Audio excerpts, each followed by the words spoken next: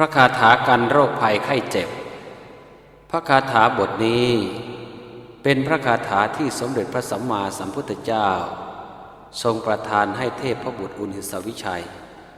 ได้ท่องพระคาถานี้จึงได้มีอายุอยู่ในสวรรค์อีกต่อไปผู้ใดหมั่นสวดพระคาถานี้จะระงับโรคภัยไข้เจ็บทั้งอายุก็จะยืนยาวและถ้าหากผู้ใดสวดเจริญภาวนาอยู่เป็นประจำจะเกิดความเป็นสิริมงคลตลอดไปสากาตวาโพ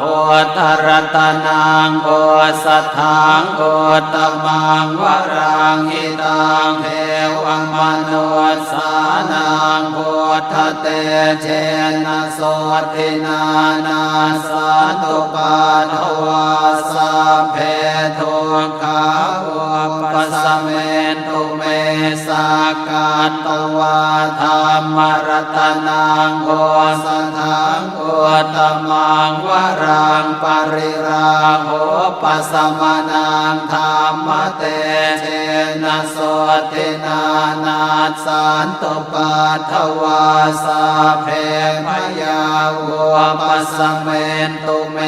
สากาตวาสังขารตนังโอสัทธังโอตมังวรังอาหุนายยังปาหุนายยังสังฆเตเชนะโสตินานาสันตุปาทวาสัพเพโรคาวุปัสสมเมตุเม